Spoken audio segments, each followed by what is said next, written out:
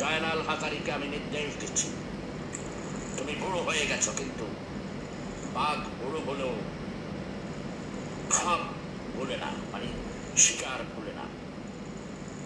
গর্জে ওঠো, ওই ফেনী সোনাগাজীর সোনা মিয়াকে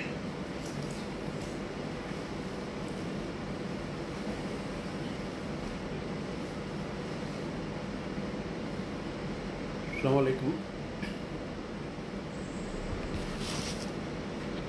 আমি সকলের আগে নুসরতের বিদেহী আত্মার শান্তি কামনা করছি এবং তার পরিবারের প্রতি সমবেদনা জ্ঞাপন করছি। একই সাথে নুসরতের সময়কালেই মৃত্যুবরণ করেছে আমার সহকর্মী রুহুল আমিন, ফুলগাজী থানা আওয়ামী লীগের সাবেক সভাপতি দীর্ঘদিনের, এবং প্রায় একই দিনই মৃত্যুবরণ করেছে আমার এই সহযোগী, অনেকদিন আমার সঙ্গে জেলখানায় ছিল, কাদিরবাগ ইউনিয়নের সাবেক চেয়ারম্যান বা সোনাপুরের জামাল। এরা মৃত্যুবরণ করেছে। এদের জন্য আমি তাদের আত্মার মাগফিরাত কামনা করি এবং আল্লাহ তাদের বেহেশত নসিব করুক।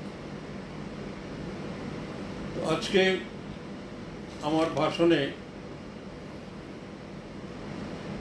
অনেকগুলো বিষয় ছিল বলার, কিন্তু মূলত আমার ভাষণটা আজকে আবর্তিত হবে শুধু নুসরতের বিষয়টা নিয়ে। অনেক বিষয়ের মধ্যে যেমন ছিল আমাদের যে নির্বাচন হয়ে গেল উপজেলা, সেটার উপরে ছিল মালয়েশিয়াতে, এখান থেকে ভিসা নিয়ে মালয়েশিয়া এয়ারপোর্টে যায়, ভিসা থাকা সত্ত্বেও আবার ফেরত দেয়, অত্যন্ত দুর্ভাগ্যজনক হৃদয় বিদারক ঘটনা। সেটার উপরে কিছু আলোচনা ছিল, সেটাও বাদ দিলাম। আবার ওই যে পাগলির ছেলে, মামুনের ছেলের বিষয়েও কিছু কথা ছিল। এইসব বিষয়গুলো আজকে আর আলোচনায় গেলাম না, শুধু নুসরতের বিষয়টাই আলোচনায় আনব। আমাদের নেত্রী ওবায়দুল কাদেরের চিকিৎসার জন্য যে ভূমিকা নিয়েছেন, ইতিহাসে এটি বিরল, নজিরবিহীন ঘটনা, যেন মুর্দা লোককে জিন্দা করে দিয়েছেন। এটা প্রশংসিত হয়েছে। সেই সময় আমি চিন্তা করতেছিলাম, আমাদের নুসরত হত্যার আগে পরে সে যখন হসপিটালে, তখন যে ভূমিকা নিয়েছেন নেত্রীর এই ভূমিকাটাও কিন্তু ওবায়দুল কাদেরের ভূমিকার মতোই বা তার চেয়েও কোনো কোনো ক্ষেত্রে আমার কাছে বেশি মনে হয়েছে। ওবায়দুল কাদের তো মন্ত্রী, দলের সেক্রেটারি, কিন্তু এটি একটি অজপাড়া গাঁয়ের সাধারণ মেয়ে। তার জন্য যেভাবে তিনি প্রতিদিন এটা মনিটরিং করেছেন, প্রতিদিন নির্দেশনা দিয়েছেন, এটা কেউ চিন্তাও করে নাই। সেজন্যে তার এই ভূমিকা ফেনীবাসী, দেশবাসী আজীবন স্মরণ রাখবে। এবং একই কারণে আমি সকল ফেনীবাসীর পক্ষ থেকে জননেত্রী শেখ হাসিনাকে আন্তরিক ধন্যবাদ ও অভিনন্দন জানাচ্ছি। আমি বা আপনারা সবাই জানেন আমাদের সিন্ডিকেট কারা ফেনীতে। এই সিন্ডিকেটরা যখনই কোনো সভা সমিতি করে বা মিটিং টিটিং করে, প্রত্যেক মিটিংয়ে প্রায় প্রত্যেক বক্তাকেই বলা হয় যে ফেনীতে আগে সন্ত্রাস ছিল, এখন নাই। ফেনীর সন্ত্রাস কোনো সন্ত্রাস নয়, যুদ্ধকে সন্ত্রাস বলা যায় না। আমাকে প্রতিপক্ষের সঙ্গে লড়াই করতে হয়েছে রাজনৈতিকভাবে নিজের অস্তিত্ব টিকিয়ে রাখার জন্যে। আমার সময় চ্যালেঞ্জ দিয়ে বলতে পারি, কোনো আগুন দিয়ে কোনো লোককে কেউ হত্যা করেছে এরকম ঘটনা নাই। শুধু আমি নয়, কোনো দলেই, আমার দলের লোককেও বিএনপিরা অনেক হত্যা করেছে, কিন্তু আগুন দিয়ে মারে নাই। আগুন দিয়ে মারার কারণ হচ্ছে, আগুন দিয়ে মারলে যন্ত্রণা হয় বেশি, কষ্ট হয় বেশি, দোজখও কষ্ট দেয় আগুন দিয়ে, সেই জন্যেই আগুন দিয়ে হত্যা করা হয় কষ্ট করার জন্যে। কিন্তু আমার আমলে আমি বা আমার প্রতিপক্ষ কেউ কোনো অগ্নিসংযোগ অগ্নি হত্যা করে নাই, তবু তারা বলছে। আমি শুধু বলি, আজকে এই যে নুসরাতকে হত্যা করা হলো আগুন দিয়ে, আমি বলি একই সময়ে একটি কিশোর ছেলেকে আমাদের তেমুয়ানিতে অপহরণ করে একই দিন হত্যা করা হয়েছে, যার 3 দিন পরে গলিত লাশ পাওয়া গেছে। এবং এই নুসরাত 6 তারিখে আহত হয়েছে আগুন দ্বারা। 8 তারিখে আবার সোনাগাজীর দক্ষিণ অঞ্চলে আরেকটি ছেলেকে, ছাত্র, ঢাকায় লেখাপড়া করে, তাকেও আগুন দিয়ে হত্যা করার চেষ্টা করা হয়েছে। তাহলে এগুলো কি? এগুলো কি সন্ত্রাস নয়? আগে সন্ত্রাস ছিল, এখন সন্ত্রাস নাই, এ কথা কি বলার কোনো সুযোগ আছে? যারা এসব বলছে তাদেরকে উত্তর দিতে হবে। নুসরাতের কে যে আগুন দিয়ে হত্যা করা হলো, এর চাইতে বড় সহিংসতা, এর চাইতে বড় সন্ত্রাস আর কি হতে পারে? উত্তর দাও। সুতরাং আমি বলি, এই নুসরাতের হত্যার সঙ্গে একরাম হত্যার যোগসাজশ আছে। একরামের হত্যার যারা, তাদের দোসররাই নুসরাতকে হত্যা করেছে।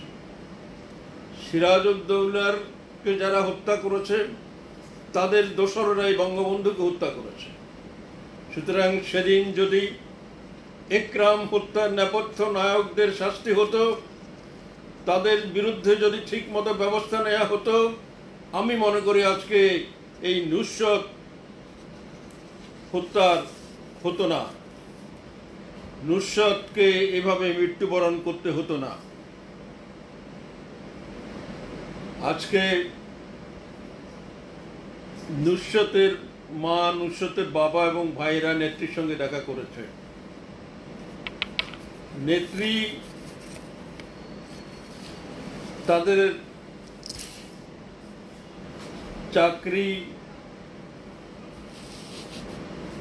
তাদেরকে এক ভাইকে একটি ব্যাংকে চাকরির ব্যবস্থা করে দিয়েছে, আরেক ভাইয়ের লেখাপড়ার ব্যাপারে সার্বক্ষণিক খোঁজ খবর রাখার জন্য, সহযোগিতা করার জন্য নির্দেশ দিয়েছে এক শিল্পপতি ব্যবসায়ীকে। এখানে প্রণিধানযোগ্য বিষয় হচ্ছে, নেত্রীর সঙ্গে নুসরাতের পরিবারের সাক্ষাতের সময় ফেনী অঞ্চলের, ফেনী জেলা আওয়ামী লীগের কিংবা থানা আওয়ামী লীগের কোনো নেতাই ছিল না, নেত্রী কাউকে রাখে নাই। এটা প্রণিধানযোগ্য। এই জন্যে এতে বোঝা যায় যে নেত্রী ফেনী আওয়ামী লীগের উপর অসন্তুষ্ট। নইলে অন্তত এই সময়টা এদেরকে নেত্রীর সঙ্গে থাকতে বলতেন। এখন যেটা হচ্ছে, ফেনীতে নেত্রী নাকি নির্দেশ দিয়েছেন মাহবুব আলম হানিফকে ফেনী আওয়ামী লীগের শুদ্ধি অভিযান করার জন্য, এবং 2-1 দিনের মধ্যে তারা ফেনীতে যাবেন। এখন আবার স্বরাষ্ট্রমন্ত্রীকেও বলেছেন, কোনো অপরাধী যে দলেরই হোক যেন ছাড়া না পায়, যেন বাঁচতে না পারে, তাদের বিরুদ্ধে কঠোর ব্যবস্থা নিতে। এখন আমি শুধু বলি, এই খুনি যে মূল আসামি, সেই সিরাজউদ্দৌলা আওয়ামী লীগের ঘনিষ্ঠ। আওয়ামী লীগের ঘনিষ্ঠ, আওয়ামী লীগের, তাকে আওয়ামী লীগে আনা হয়েছে। জামাতে ইসলামের কোনো লোককে আওয়ামী লীগে যোগদান করানো নিষিদ্ধ আছে, সে নিষেধ অমান্য করে সিন্ডিকেট নেতা তাকে দলভুক্ত করেছে। তার প্রমাণ দেখুন।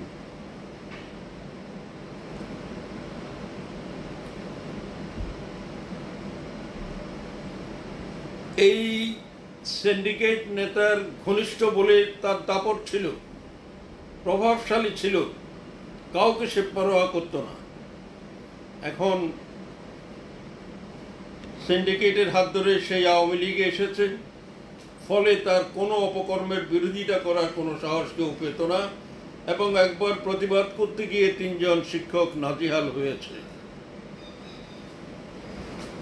এখন পত্রপত্রিকায় এসেছে, বলা হচ্ছে দুটো কারণে নুসরতকে হত্যা করা হয়েছে। একটা হয়েছে আলেম সমাজের ভাবমূর্তি নষ্ট করা হয়েছে, এবং অপরটি হচ্ছে শামীম নামে একটি ছেলের প্রেম নিবেদন প্রত্যাখ্যান করেছে বারবার। এখানে আমার কিছু বক্তব্য আছে, আমি এই ব্যাপারে খানিকটা দ্বিমত পোষণ করি। এই জন্যে এমনিতে কোনো তদন্তাধীন মামলার ব্যাপারে বা বিচারাধীন মামলার ব্যাপারে কোনো মন্তব্য করা সমীচীন নয়, যদিও পত্রপত্রিকায় অহরহ সমালোচনা হচ্ছে ইত্যাদি। এখন আমি বলি, আলেম সমাজ ক্ষুব্ধ হয়েছে, কিন্তু আলেম সমাজের কেউ তো নুসরতকে হত্যা করে নাই, নুসরতের গায়ে আগুন দেয় নাই।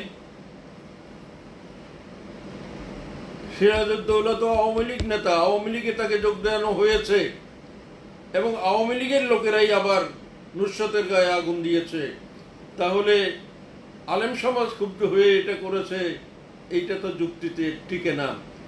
এটা তো বরং আওয়ামী লীগ, যেহেতু আমি বলি আলেম এই সিরাজউদ্দৌলা আওয়ামী লীগ, তাইলে আওয়ামী লীগের ভাবমূর্তি নষ্ট হয়েছে এখানে। তাইলে আওয়ামী লীগের ভাবমূর্তি নষ্টের জন্যই এটা করা হয়েছে বলা যেতে পারে, আলেমদের ভাবমূর্তি নষ্ট হয়েছে করার জন্য আমি এটা বলতে রাজি নাই। আবার এখন যদি আমি বলি শামীমের প্রেম প্রত্যাখ্যান করাতে সে ক্ষুব্ধ হয়ে প্রতিহিংসা পরায়ণ হয়ে এই কাজটি করেছে, তাহলে তো সিরাজউদ্দৌলা বেঁচে যাবে, তাহলে তো সিরাজউদ্দৌলা বেঁচে যাবে। এই ধরনের কথা বা খবর সিরাজউদ্দৌলাকে বাঁচানোর জন্যই উঠে আসছে কিনা আমি ভাবছিলাম। গতকাল রাতেই ম্যাজিস্ট্রেটের কাছেই এই শামীম এবং তার সঙ্গে যে আরেকজন আছে তারা পরিষ্কারভাবে স্বীকার করেছে যে তাদেরকে সিরাজউদ্দৌলা জেলখানায় সিদ্ধান্ত দিয়েছে এই নুসরতকে হত্যা করার জন্য। সুতরাং এখন শামীম প্রেম প্রত্যাখ্যান হওয়াতে এটা করেছে, এইসব কথা যারা বলছেন আমি তাদেরকে নিন্দা করি। এরপরে আমি পয়লা বৈশাখের আগের 2 দিন আগে ফেনীবাসীকে একটা অনুরোধ করেছিলাম, আপনারা এই নুসরতের ঘটনার প্রতিবাদে এবারের বৈশাখী উৎসব বর্জন করুন। অনেকেই বর্জন করেছেন, কেউ কেউ করেন নাই। যারা করেছেন বা করেন নাই তাদের সম্পর্কে বলি না, তবে যারা কমেন্টে, আমার ফেসবুক পেজের কমেন্টে আমার সঙ্গে সহমত প্রকাশ করেছেন এবং আমাকে অভিনন্দিত করেছেন, ধন্যবাদ দিয়েছেন, আমার সঙ্গে সহমত প্রকাশ করেছেন, আমি তাদের সকলকে আন্তরিক অভিনন্দন ও ধন্যবাদ জানাচ্ছি। এখন আমি বলি, সিরাজউদ্দৌলা এর আগেও সিরাজউদ্দৌলার বিরুদ্ধে এরকম যৌন হয়রানির অভিযোগ ছিল, অভিযোগ উঠেছিল। এরা তবুও তাকে আওয়ামী লীগে এনেছে। সুতরাং আওয়ামী লীগে যারা এনেছে এখন তাদেরকেই জবাবদিহি করতে হবে। দলের নির্দেশনা অমান্য করে এরকম একটি জঘন্য খুনি এবং জঘন্য লোককে এখানে আনা হলো। আর এদিকে একটু আগে আপনারা শুনেছেন শফাতুল্লাহ আমাকে বলছিল ভিয়েনা থেকে লাইভে গিয়ে যে আপনি গর্জে উঠুন, বা আপনি মুক্তিযোদ্ধা হিসাবে আপনি এই ব্যাপারে প্রতিকার করুন ইত্যাদি। তো আমি তাকে শুধু বলি, শুধু তাকে আশ্বস্ত করতে চাই, আমি গর্জে উঠি বা না উঠি, ফেনীবাসী গর্জে উঠেছে, দেশবাসী গর্জে উঠেছে, শেখ হাসিনা গর্জে উঠেছে, এটা ব্যাপারে আমি শেফাতুল্লাহকে বলি আপনি নিশ্চিত থাকেন অন্তত বাংলাদেশের একটি মামলা, যে মামলার কোনো দোষী, যে মামলার কোনো খুনি কোনোভাবেই রেহাই পাবে না, এদের রেহাই পাওয়ার কোনো সুযোগ নাই। আপনি দুঃখ প্রকাশ করছেন, ক্ষোভ প্রকাশ করছেন, আমি আপনাকে আশ্বস্ত করছি আপনার ক্ষোভ থাকবে না, দুঃখ থাকবে না। আপনি যা চান, আপনি যেটা কেটে দিতে বলেছেন, এটা সহ সব কিছুই তাদের কেটে যাবে, তারা কেউ পার পাবে না। নুসরাতের মৃত্যুর জন্য পুলিশকে অবশ্যই দায়ী করতে হবে। ইতিমধ্যে ব্যারিস্টার সুমন পুলিশের বিরুদ্ধে আইটিসি আইনে মামলাও করেছে গতকাল, আজকে। পুলিশ যদি নুসরাতকে আশ্বাস দিত, আশ্রয় দিত, তাহলে এই ঘটনাটি ঘটতো না। পুলিশ যখন তাকে ব্যঙ্গ করেছে, তার কথাবার্তা নিয়ে কটূক্তি করেছে, তখনই শত্রুরা সাহস পেয়েছে, তারা বুঝতে পেরেছে যে পুলিশের পক্ষ থেকে এই মেয়ে কোনো সহযোগিতা পাবে না। তা আমার মনে হয় এবারে পুলিশও রেহাই পাবে না। হাইকোর্ট এর আগেও বলেছে কেউ যদি কিছু না করে আমরা এগিয়ে আসবো, আমরা এটার প্রতিবিধান করব। এখন আমি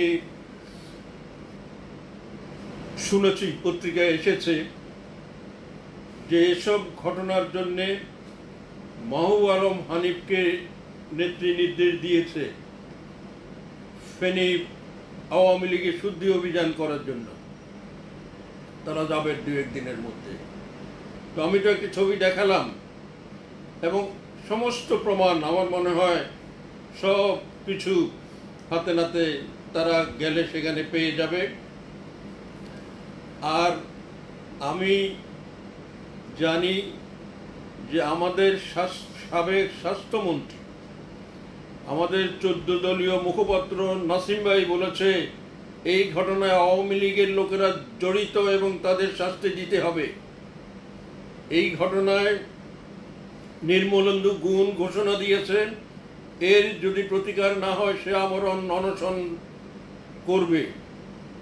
এভাবে অনেকেই বিভিন্ন রকমের সিদ্ধান্ত দিয়েছেন, এই ব্যাপারে দুঃখ পেয়েছেন, ক্ষুব্ধ হয়েছেন।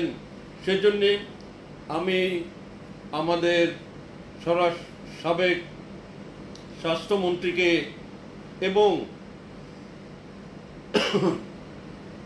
সেই ব্যারিস্টার সুমনকে এবং নির্মলেন্দু গুণকে আন্তরিক অভিনন্দন জানাই আমাদের ফেনীর এই মেয়ের নুসরাতের জন্যে সহমর্মিতা প্রকাশ করার জন্যে, ক্ষোভ প্রকাশ করার জন্যে।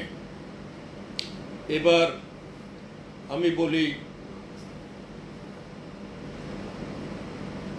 সোহেল রানা কয়েকটা স্ট্যাটাস দিয়েছে ইতিমধ্যে, এবং ফেনী পুলিশের অবস্থা, ফেনীর চালচিত্র, ফেনীর সামাজিক অবস্থা তুলে ধরেছে অত্যন্ত সুন্দর করে। সোহেল রানা বলেছে আমি ফেনীর ইটের ভাষাও বুঝি, এবং সে কার কার নাম আছে সন্ত্রাসের তালিকায়, মাদক ব্যবসায়ীর তালিকায়, সেটাও উল্লেখ করেছে, এবং রাশেদ পুলিশের ভূমিকার কথাও উল্লেখ করেছে। শুধু সেটা নয়, সে তখনকার সময় অত্যন্ত সুন্দরভাবে তুলে ধরেছে। এটা যারা পেয়েছেন বা পড়েছেন তারা বুঝতেই পারবেন যে কি কারণে এসব অগ্নি সন্ত্রাস হচ্ছে। এখন আরেকটি বিষয় হচ্ছে, মাদ্রাসাটি অর্থনৈতিকভাবে খুবই সমৃদ্ধ। এই মাদ্রাসার 200 দোকান আছে। এই মাদ্রাসার এখন 5 কোটি টাকার একটি ভবন হচ্ছে। এই 200 দোকানের ইজারা কাল শেষ হবে 2-1 দিনের মধ্যে এবং নতুন ইজারা দেয়া হবে। আর এতে প্রায় 10 কোটি টাকা ইনভলভ এবং 5 কোটি টাকার এই ভবনটির ব্যাপারে কিছু চাঁদাবাজির প্রশ্নে এবং ওই যে দোকান ইজারার প্রশ্নে বিরাট অঙ্কের টাকার লেনদেন নিয়ে আওয়ামী লীগের বড় নেতাদের মধ্যে বিভক্তি আছে। তাদের মধ্যে এক পক্ষ প্রিন্সিপাল ঘনিষ্ঠ, তারা প্রিন্সিপালকে সব কিছু দিয়ে সহযোগিতা করে, আর এক পক্ষ যাদের কথা প্রিন্সিপাল শুনত না তারা তার বিরুদ্ধে ছিল এবং তারা এই প্রিন্সিপালকে সরাতে চেয়েছিল। বহু চেষ্টা করেও পারে নাই, কিন্তু এখন সুযোগটা পেয়ে গেল। তাদের প্রিন্সিপাল চিরতরেই এখান থেকে চলে যেতে বাধ্য হবে। এই বিষয়টাকেও, এই যে চাঁদাবাজির বিষয়টাকে, এই যে মাদ্রাসার চাঁদাবাজি নিয়ে আওয়ামী লীগ নেতাদের মধ্যে বিভক্তি, এই বিষয়টাকেও সামগ্রিকভাবে এই হত্যাকাণ্ডের সঙ্গে টুকটাক জড়িত আছে কিনা এটা দেখার জন্যে আমি যারা তদন্ত করছেন তাদেরকে অনুরোধ করব। এটা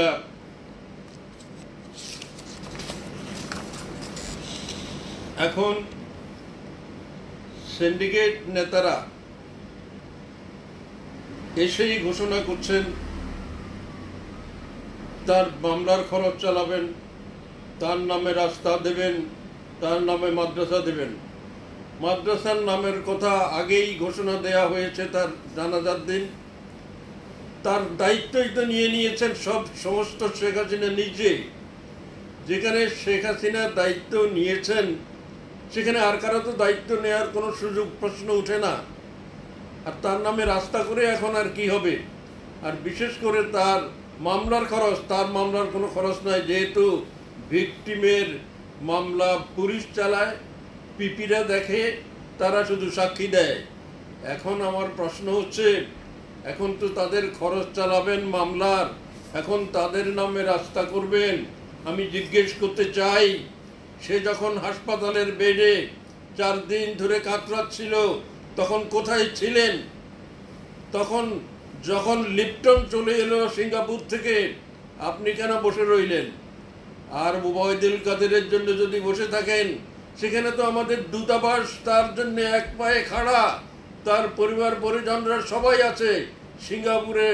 যারা বাংলাদেশি বংশোদ্ভূত উদ্ভূত লোকজন আছেন তারা প্রতিদিন শত শত হাজার হাজার লোক সেখানে ভিড় করছেন, অথচ সারা বাংলাদেশ তোলপাড় হয়ে যাচ্ছে। শেখ হাসিনা চিৎকার করছেন, শেখ হাসিনার নির্দেশনা দিচ্ছে। সারা বাংলাদেশে, সারা পৃথিবীতে সবাই জানে যে একটি মেয়েকে নির্মমভাবে, নিষ্ঠুরভাবে আগুন দিয়ে জ্বালিয়ে দেওয়া হয়েছে। সে তার জীবনের সঙ্গে লড়াই করছে এবং এটাতে সমস্ত দেশ উদ্বিগ্ন। যখন এই অবস্থা, তখন আপনি কেন এলেন না? তখন কেন তাকে বাঁচানোর চেষ্টা করলেন না? কেন সে কবরে চলে যাওয়ার পরে, একেবারে কবর হওয়ার পরে, কবর অর্থাৎ জানাজার সময় আসেন নাই, কবর দেওয়ার সময় আসেন নাই, এখন এসে তার নামে রাস্তা করবেন, তার নামে মাদ্রাসা করবেন, এসব বলছেন? আমরা এগুলোকে পছন্দ করি না, আমরা এগুলোকে ভাওতাবাজি মনে করি। যদি তার প্রতি কোনো সামান্যতম দরদ থাকতো তাহলে অবশ্যই যেমন লিপটন চলে এসেছিল সঙ্গে সঙ্গে শুনে, তেমনিভাবে চলে আসা উচিত ছিল। এখন যত দরদই দেখান না কেন, আমরা সন্দেহ করব, আমরা এটাকে ভিন্ন চোখে দেখব। কারণ তখন কোথায় ছিলেন? যখন সে বিছানায় শুয়ে কাতরাচ্ছিল আর তার মৃত্যু ঘোষণা দিচ্ছিল।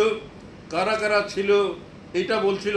মৃত্যু ঘোষণা মানে যখন কোনো রোগী মনে করে যে সে আর বাঁচবে না, তখন তার কারা কারা ঘটনা করেছে, কী জন্য করেছে, মোটিভ ইত্যাদি বলে।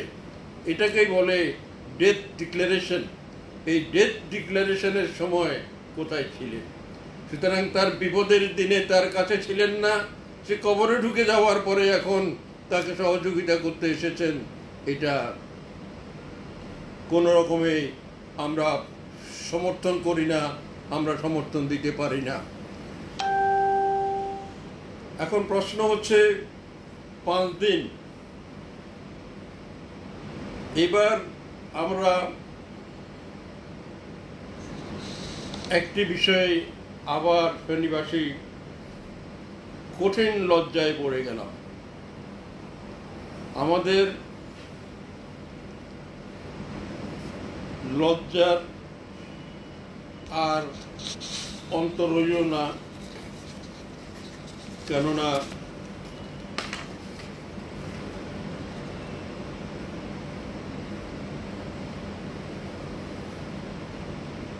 সভাপতি আওয়ামী লীগের ফেনী জেলা আব্দুর রহমান বিকম কদিন আগে উপজেলা চেয়ারম্যান নির্বাচিত হয়েছেন। গতকাল তিনি সিন্ডিকেট নেতার পক্ষে কিছু কথা বলতে গিয়ে হঠাৎ করে বলে দিয়েছেন বঙ্গবন্ধুকে হত্যার মাধ্যমে বাঙালি জাতি অভিশাপ মুক্ত হয়েছে বা কলঙ্ক মুক্ত হয়েছে। জঘন্য কথা। এই ধরনের কথা কি বলেছে শুনুন। আমি মনে করি নুসরাতের বিচারটা দৃষ্টান্তমূলক হওয়া উচিত এবং দ্রুত হওয়া উচিত। আমরা বাংলাদেশ জাতির পিতা বঙ্গবন্ধু শেখ মুজিবের হত্যার মাধ্যমে একটা দেশকে কলঙ্কমুক্ত করেছি। আজকে আমরা দাবি করছি নুসরাতের সঠিক বিচারের মাধ্যমে ফেনীকে আমরা কলঙ্কমুক্ত করার জন্য আমি সরকারের কাছে এই ভিডিওটি সারা দেশে নয়, শুধু বিদেশেও ভাইরাল হয়েছে। সুতরাং ফেনী জেলা আওয়ামী লীগের সভাপতির এই বক্তব্য ফেনী আওয়ামী লীগকে কতটা কলঙ্কিত করেছে আপনারাই চিন্তা করুন। এটার জন্য কি হচ্ছে কি হবে আমি জানি না, এটা আল্লাহই জানেন, শেখ হাসিনা জানেন।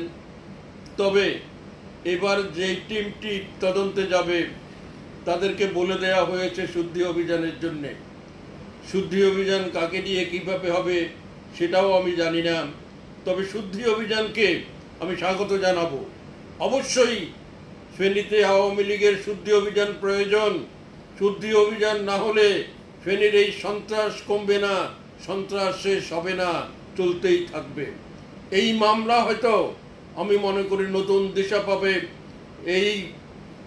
এই মামলা কেউ হয়তো রেহাই পাবে না, কিন্তু পরবর্তীকালে আবারও এরকম সন্ত্রাস হবে, যেহেতু একরাম খুনিদের যারা নেপথ্য নায়ক তাদের কিছু হয় নাই, সেই জন্যই হবে।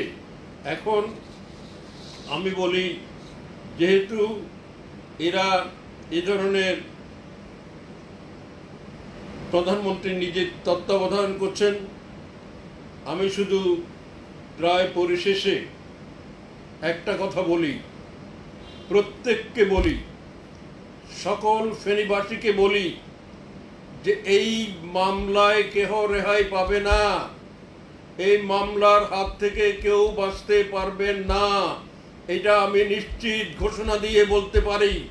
এবং এটা আমি সকলকে অনুরোধ করব, আপনারা নেত্রীর উপর বিশ্বাস স্থাপন রাখতে পারেন।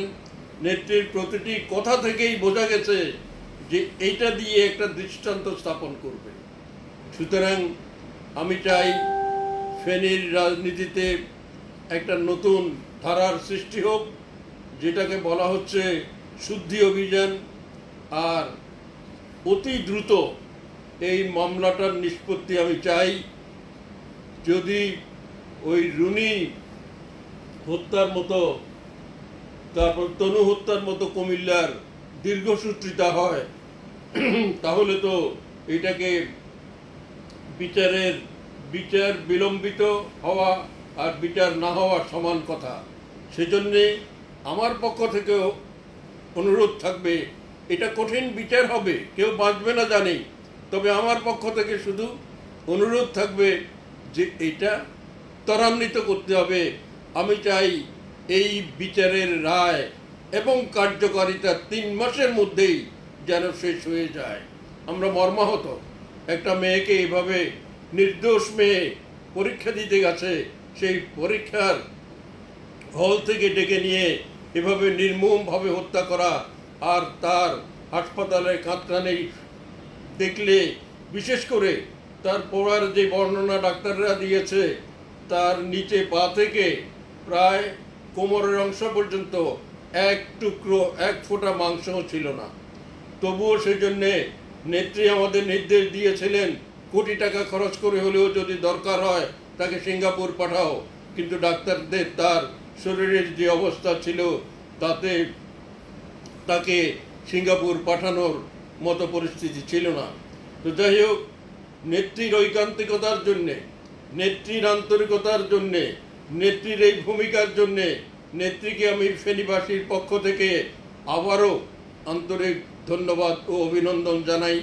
পরিশেষে আমি সুকান্তের ভাষায়, কবি কিশোর সুকান্তের ভাষায় শুধু একটি কথা বলি, এটা হচ্ছে, মৃত্যুর জানাজা মোরা কিছুতেই করিব না পাঠ, কবরেরও ঘুম ভাঙে জীবনের দাবি আজ এতই বিরাট। জয় বাংলা।